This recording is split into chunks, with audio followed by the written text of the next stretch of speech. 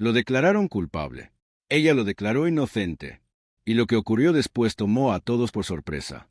Nadie en aquella sala del tribunal lo habría imaginado. El señor Green, su cliente necesita que diga algo. Silencio. El juez Reiner permanecía inmóvil, con apenas un leve tic en la ceja derecha. Pero ese pequeño gesto bastaba para evidenciar su molestia. El tribunal estaba repleto. Fila tras fila de reporteros, curiosos y mirones deseaban ver al joven millonario retorcerse, de algún modo, escabullirse con palabras. Sin embargo, el abogado defensor Monroe Green simplemente negó con la cabeza, cerró su maletín con calma y declaró con frialdad: «Me retiro de la representación, su señoría». De manera inmediata. Un murmullo de asombro recorrió la sala como una ola. Algunos se pusieron de pie para cuchichear, otros corrieron a publicar la noticia. Pero una persona muy pequeña, permaneció completamente inmóvil. Amara Johnson, de 8 años, con trenzas adornadas de cuentas y un vestido prestado que no le ajustaba bien, estaba a la tercera fila, justo detrás de la mesa de la defensa. Nadie la notó al entrar. A nadie le importaba quién era. Aún no. Ethan Brisley se quedó paralizado en su asiento, contemplando la silla vacía frente a él, con la boca seca. Apenas tenía 26 años. Era un empresario tecnológico de Santa Clarita que había creado una aplicación para encontrar empleos seguros durante la pandemia. El año anterior, Forbes lo había bautizado como el multimillonario del pueblo. Ahora estaba esposado, acusado de un crimen tan atroz que incluso desconocidos deseaban verlo caer. Pero él no lo había hecho. Él lo sabía. Dios también. El juez golpeó una vez con el mazo. «Esto es sumamente inusual. Señor Green, lo entiendo, su señoría, pero no haré más declaraciones.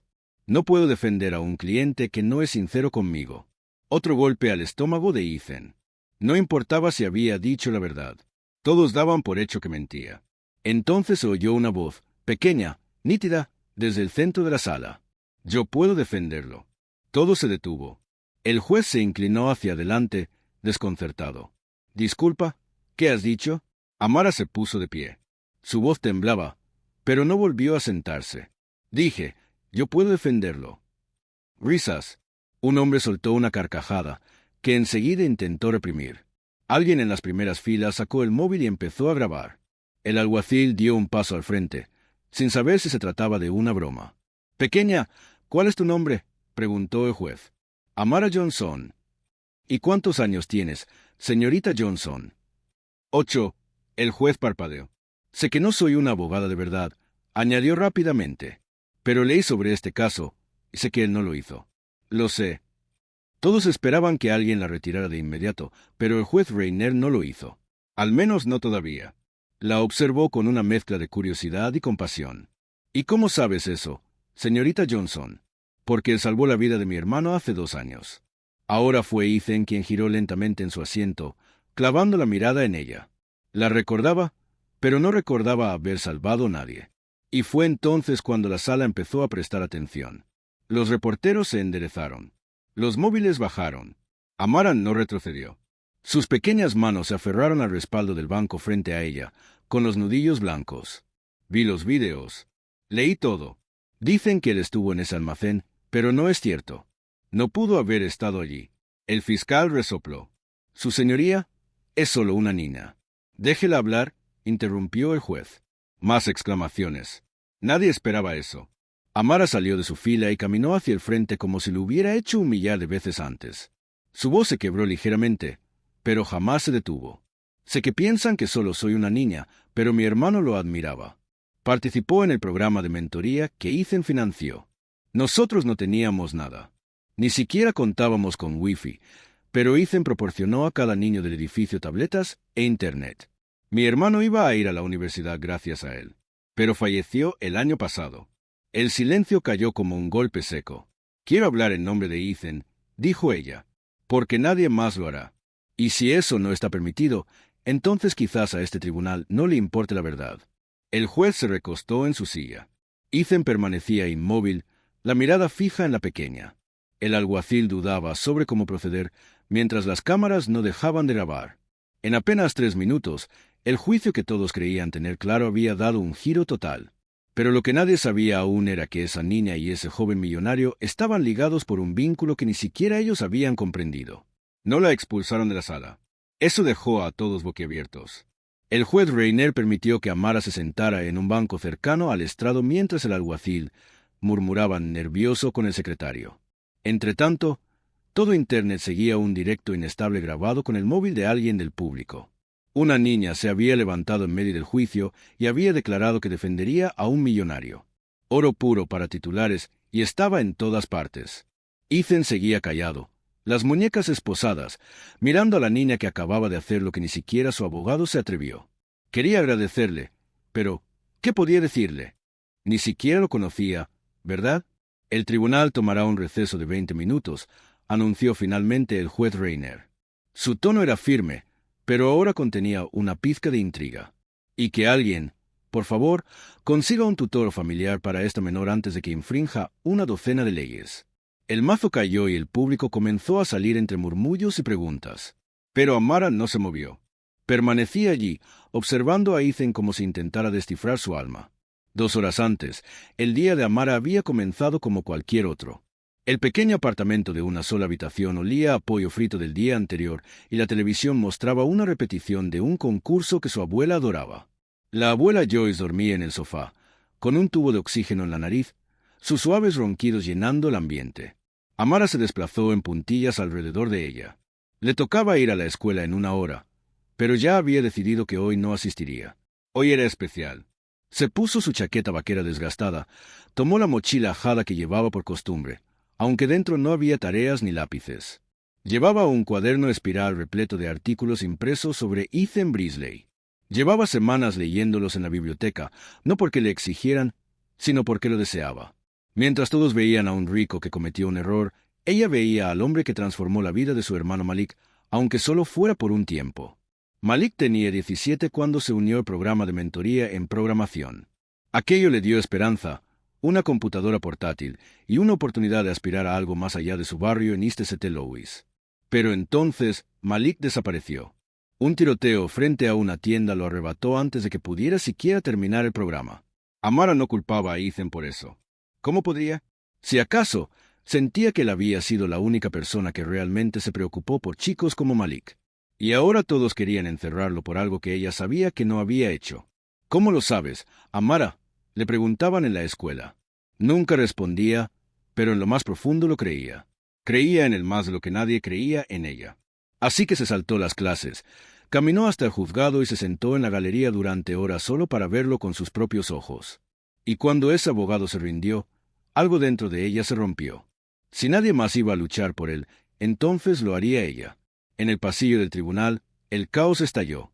Los reporteros se abalanzaban sobre cualquiera que pareciera conocer a la niña. Amara bajó la cabeza mientras un oficial judicial la guiaba hacia una pequeña sala de espera. «Cariño, ¿quién es tu madre o tutor legal?», preguntó la mujer con dulzura. «Mi abuela. Ella está en casa. ¿Tienes un número de teléfono?». Amara asintió, lo escribió en un trozo de papel, pero cuando la gente llamó, no hubo respuesta. La abuela Joyce dormía profundamente cuando se agotaba. Amara se quedó sentada, balanceando las piernas, hasta que la puerta se abrió con un chirrido. Y allí estaba él, Ethan, aún esposado, escoltado por 2 agentes, pero con la mirada fija en ella.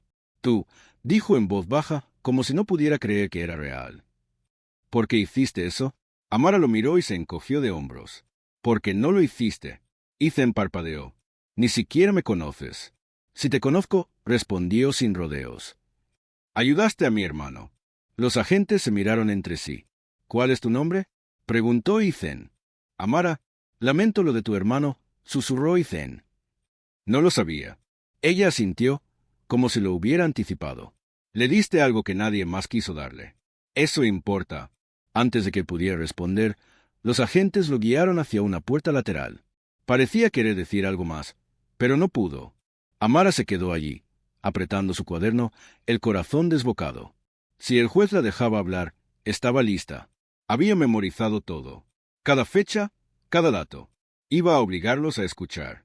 Pero lo que aún ignoraba era que al alzar la voz por Ethan, se colocaba justo en el centro de una tormenta mucho más grande de lo que podía imaginar. Antes de las esposas, antes del tribunal, Ethan Brisley lo tenía todo. No había nacido con privilegios. Muy lejos de eso. Creció en Bakersfield, California, hijo de una madre soltera que trabajaba en 2 lugares para pagar las cuentas. A los 15 años, reparó una laptop vieja que alguien iba a tirar. Aquella laptop lo cambió todo. A los 19, lanzó su primera aplicación desde un dormitorio universitario en Fresno. A los 24, ya era millonario. A los 26, la palabra milmillonario aparecía en titulares como una medalla que jamás pidió.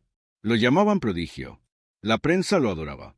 Los inversionistas querían formar parte de su ascenso. Su empresa, Linkbridge, no era solo era un salvavidas. Conectaba a jóvenes en situación vulnerable con pasantías, becas y programas de mentoría por todo el país. Durante la pandemia, cuando los empleos desaparecieron y las escuelas cerraron, Linkbridge mantuvo a los chicos aprendiendo y puso comida en sus mesas. Pero los buenos titulares no duran. Hace 3 meses, todo se desmoronó. Un incendio estalló en un almacén, abandonado en St. Louis. Dentro, la policía halló a un hombre brutalmente golpeado, al borde de la muerte. Ese hombre era Victor Hall, un rival corporativo con quien Ethan había tenido enfrentamientos públicos por propiedad intelectual. Esa misma noche, un testigo juró haber visto a Ethan cerca del almacén. La historia se propagó como pólvora. Joven magnate ataca a su competidor en disputa turbia. Ethan lo negó. Ni siquiera estuve en St. Louis esa noche, dijo a todos. Pero su teléfono marcó actividad cerca de los límites de la ciudad. Su coche alquilado apareció en una cámara de tránsito. Y lo peor, cuando registraron su oficina, encontraron dinero en efectivo escondido en una caja fuerte. Miles de dólares. Algo que no parecía coherente en un hombre cuyo mundo era completamente digital. La prensa lo despedazó. Los patrocinadores se retiraron. Los inversionistas cortaron lazos. Quienes antes le daban la mano, ahora fingían no conocerlo. Luego llegó la acusación formal, intento de asesinato, conspiración, agresión agravada. Ethan conocía la verdad. No había tocado a Victor Hall. Ni siquiera sabía cómo había terminado ese hombre en ese lugar. Pero las pruebas lo pintaban culpable con luces de neón. Y cuanto más intentaba explicarse, más lo tachaban de mentiroso. El único que aún estaba de su lado era su abogado, Monroe Green. Hasta esa mañana. El receso de 20 minutos se extendió a 1 hora. Ethan estaba sentado en una sala de espera, con la mirada perdida en el vacío sobre la pared blanca de bloques de hormigón. No solía rezar demasiado, pero hoy lo hizo, deseando que alguien, quien fuera, le creyera. La puerta se abrió. Un agente ingresó. «Tienes 5 minutos». Ethan alzó la vista y volvió a verla. Amara, de figura menuda, ojos enormes, cuaderno apretado contra el pecho como si fuera un escudo. «¿Cómo lograste entrar aquí?», preguntó. El oficial encogió los hombros. El juez dijo, «Déjala hablar». Ethan casi soltó una carcajada. «Esto es una locura». Amara avanzó unos pasos. «¿Por qué renunció tu abogado?». Ethan exhaló con cansancio. «Porque me negué a mentir. Quería que dijera que estuve allí, pero que no lo hice. Le respondí que ni siquiera estaba cerca». «¿De verdad no estabas?». «No». Su tono fue tajante, a la defensiva. Luego, más bajo. «No lo estaba». Amara lo analizó como si estuviera evaluando un examen. «Entonces, ¿por qué dicen que tu celular estaba en St. Louis?». «No lo sé». Frotó sus muñecas contra las esposas. «Creo que alguien me tendió una trampa». «¿Quién?». «Ojalá pudiera saberlo». Amara abrió su cuaderno. Estaba repleto de anotaciones manuscritas, recortes impresos y garabatos en tinta azul. «He leído todo lo que encontré sobre ti. Entregaste computadoras portátiles. Financiaste campamentos de verano. Ayudaste a jóvenes a entrar a la universidad». «Sí». «Entonces, no pareces alguien capaz de dejar a un hombre al borde de la muerte». Ethan sonrió con amargura. «Díselo al mundo». «Lo haré», replicó con convicción. Parpadeó. «¿En serio crees que alguien te va a prestar atención?». «Más les vale», respondió ella. «Porque no estoy mintiendo». Por primera vez en semanas, Ethan sintió algo que creía perdido del todo. Esperanza. Sonaba absurdo. Un multimillonario hallando esperanza en una niña de 8 años, con trenzas y una terquedad inquebrantable. Pero allí estaba. Antes de que la gente lo escoltara de regreso, Ethan se inclinó hacia ella. «Amara, ¿por qué haces esto?». «¿De verdad?». Ella lo miró directamente a los ojos. «Porque a mi hermano tampoco le creyeron». Ethan se paralizó. «¿Qué estás diciendo?». Tragó saliva con dificultad. «Cuando Malik murió, dijeron que era solo otro chico pandillero, pero no lo era». Soñaba con crear aplicaciones. Quería trabajar contigo algún día. Y a nadie le importó. Ni a la policía, ni a los medios. Nadie contó su historia como debía. Así que yo voy a contar la tuya. El agente golpeó su reloj.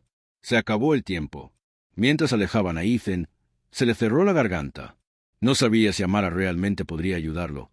Pero por primera vez en meses, alguien lo veía como algo más que un titular. Lo que ninguno de los dos sabía todavía era que la verdad sobre aquel almacén resultaba mucho más atroz de lo que imaginaban. La sala del tribunal se llenó de murmullos cuando el juez regresó. Todos ansiaban saber lo que vendría. Las cámaras seguían grabando. Las redes sociales ardían. Los hashtags explotaban. Atechki, la abogada, almohadilla, Libernetan y quién es Amra. Amara se enderezó al escuchar que el juez reanudaba la sesión. Sus pies apenas rozaban el suelo, pero sus ojos se mantenían firmes. Estaba lista. Señorita Johnson, comenzó el juez Reiner. Aprecio su entusiasmo, pero usted no tiene licencia para representar a nadie en este tribunal. Lo sé. Señor, respondió Amara con rapidez. No pretendo ser abogada. Solo necesito que me escuche. Por favor. El juez la observó en silencio unos segundos. 1 minuto, concedió finalmente. Que valga la pena. Los reporteros se inclinaron hacia el frente como si estuvieran por presenciar el Super Bowl. Amara apretó su cuaderno y avanzó hasta el centro de la sala. Al principio, su voz temblaba, pero luego ganó firmeza. Todos creen que él fue por culpa de un vídeo y una señal de celular, pero he leído cada noticia. No cuadra. Dijeron que el señor Brisley estaba en St. Louis la noche en que Victor Hall fue atacado. Pero los registros de vuelo muestran que salió de Los Ángeles a las 7 de la tarde y no aterrizó en Missouri hasta pasada la medianoche, y ese almacén está al otro lado de la ciudad. Eso queda a horas de distancia. Un murmullo recorrió al público. Incluso Ethan se giró a verla, desconcertado. Conozco a gente que dice que los niños no entendían cosas de adultos, continuó Amara, pero los números no mienten. No podía estar en 2 lugares al mismo tiempo. Alguien falseó los hechos. Y quien lo hizo se está esforzando mucho para que todos ustedes lo odien. El fiscal se levantó de golpe. Objeción. Siéntese, ordenó el juez con brusquedad. Ya tendrá su oportunidad. Amara pasó a la siguiente página. Y otra cosa, ¿por qué lo haría? ¿Qué ganaría golpeando a alguien en un almacén? Nada, pero el señor Hall, si tenía motivos para hacerse daño o aparentar que alguien más lo atacó. Vi ese artículo donde decía que su empresa estaba a punto de perder un contrato enorme con Linkbridge. Si Brisley iba a prisión, ¿adivinen quién recupera ese negocio? La sala entera se llenó de murmullos. El fiscal intentó hablar de nuevo, pero el juez golpeó con fuerza su mazo. «Basta ya», dijo el juez Reiner. «Señorita Johnson, su tiempo ha concluido». Amara apretó los labios y asintió. «Gracias por escucharme». Mientras regresaba a su asiento, el juez lanzó una mirada a Ethan. Por primera vez en todo el día, su expresión se suavizó ligeramente. El receso se transformó en un ajuste del calendario. El juicio se reanudaría al día siguiente. Los reporteros salieron disparados como si compitieran en el derby de Kentucky, ansiosos por conseguir declaraciones. Pero a Ethan no le importaban. Solo pensaba la pequeña que ahora permanecía en silencio, abrazando su cuaderno como si le llevara el universo. Afuera del juzgado, el cielo se tornaba de un naranja pálido. Las escalinatas estaban repletas de equipos de noticias, cámaras destellantes y voces lanzando preguntas. En medio de todo, Amara permanecía sola, escaneando la multitud. Sabía que su abuela probablemente estaba preocupadísima, pero no tenía celular. Entonces una voz gritó su nombre. «Amara». Se giró y vio a una mujer que corría hacia ella, alta, ojos cansados, el cabello cubierto por un pañuelo. La abuela Joyce, sin aliento, pero avanzando rápido a pesar de sus rodillas gastadas. «Muchacha, ¿qué demonios hiciste?» Joyce la tomó por los hombros, examinándola de pies a cabeza. «Tienes a toda la ciudad hablando de ti». «Tenía que hacerlo, abuela», murmuró Amara. Nadie más iba a ayudarlo. Joyce suspiró, llevándose una mano a la frente. «Cariño, no puedes pararte en un tribunal como si fueras Perry Mason». «Él no fue», insistió Amara. Joyce abrió la boca para replicar, pero la cerró. En el fondo, reconocía esa terquedad. Era igualita a la de su madre. Un hombre con traje gris se acercó con un micrófono en la mano. «Amara, Joyce, Canal 5 Noticias. ¿Podemos obtener una declaración?» Joyce se adelantó. «Hoy no. Agarró a Amara de la mano y la condujo escaleras abajo. Ninguna de las dos se percató del SUV negro estacionado al otro lado de la calle. En su interior, un hombre las observaba tras los cristales oscuros, su rostro oculto bajo una gorra. Su teléfono vibró. Respondió con una sola palabra. Problema. Aquella noche, Amara se sentó al borde de su cama, observando a su abuela caminar de un lado a otro. El departamento se sentía aún más estrecho con el ruido de la televisión. Todos los canales repetían su discurso en la corte como si fuera el avance de una película. Joyce dejó de pasear y se sentó junto a ella. Cariño, ¿por qué esto te importa tanto? En serio. Amara clavó la mirada en la pintura descascarada de la pared. Porque él se preocupó por nosotros, por Malik. Nadie más lo hizo. Joyce se enterneció. ¿Crees que ayudar a este hombre va a traer de vuelta a Malik? No, susurró Amara. Pero tal vez signifique que no murió en vano. Joyce suspiró y la abrazó. Por primera vez en todo el día, Amara dejó que las lágrimas fluyeran.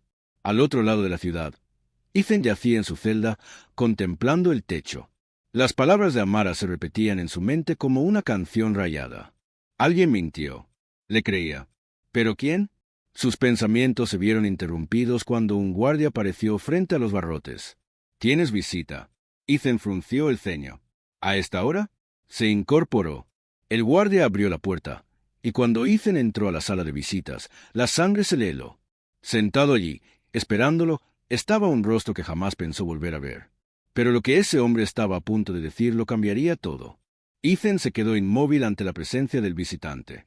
En la habitación, pronunció en voz baja, Trevor. Trevor Maddix, aquel que había sido su amigo más cercano desde la universidad, su primer socio en negocios antes de que el dinero y la ambición lo separaran. No se habían dirigido la palabra en casi 2 años.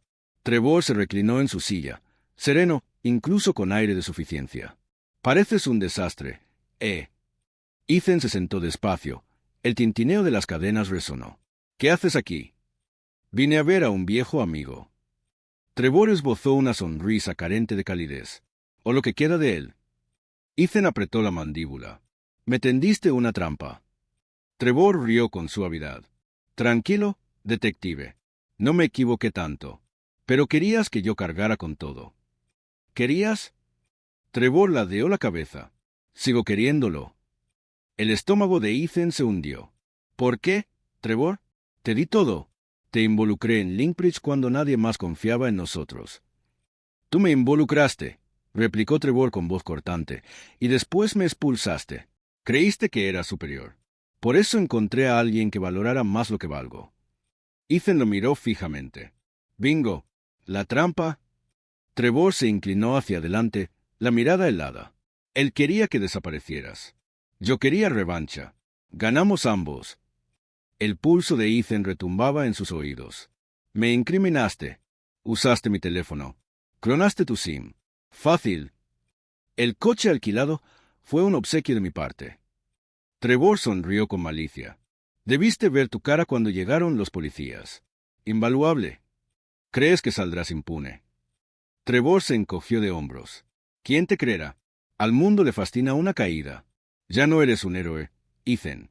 Ahora eres solo un titular, y mañana una condena». Las manos de Ethan temblaban bajo la mesa. «¿Por qué me cuentas todo esto?» «Porque quiero que sepas que no fue suerte lo que te derribó. Fui yo». Trevor se puso de pie mientras abotonaba su chaqueta. «Disfruta tu última noche en libertad». El guardia entró para escoltarlo. Ethan no opuso resistencia. No podía hacerlo. La traición pesaba en su pecho como una losa. Al otro lado de la ciudad, Amara permanecía en la sala mientras su abuela dormía en el sillón reclinable. Las noticias repetían su fragmento por 10ª vez. Su nombre aparecía en pantalla acompañado de titulares como «Niña de 8 años defiende a multimillonario». Debería sentirse orgullosa, pero en cambio se sentía inquieta, como si algo faltara. Abrió su cuaderno y repasó cada detalle que había notado sobre el caso: horarios de vuelos, cámaras de tráfico, el almacén.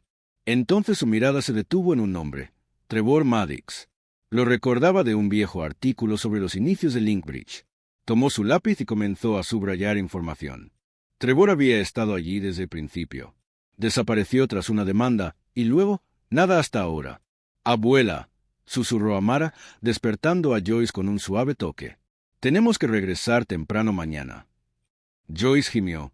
Dios, niña, ¿quieres darme un infarto? Creo que sé quién lo incriminó. Joyce la miró como si estuviera loca. Amara, hablo en serio. Si estoy en lo cierto, esto no es solo por Ethan. Es sobre gente que cree que puede hacer lo que quiera y nadie los detendrá. A la mañana siguiente, el tribunal estaba caótico. Los reporteros abarrotaban las escalinatas como sardinas. Manifestantes gritaban de ambos lados, unos con carteles que decían liberen a Ethan, otros vociferando, enciérrenlo. Dentro, Ethan entró arrastrando los pies, con ojeras profundas. Apenas notaba las cámaras, solo pensaba en la sonrisa de Trevor. Entonces vio a Amara en la primera fila, que le lanzó un leve sentimiento, como diciendo, no te rindas aún. Comenzó la audiencia. El fiscal, seguro y arrogante, parecía listo para cerrar el caso.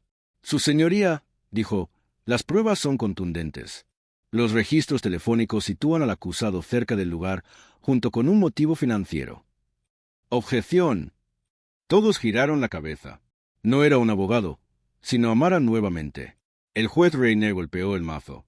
Señorita Johnson, déjeme demostrar. Solo le pido una cosa, suplicó, agitando su cuaderno con insistencia.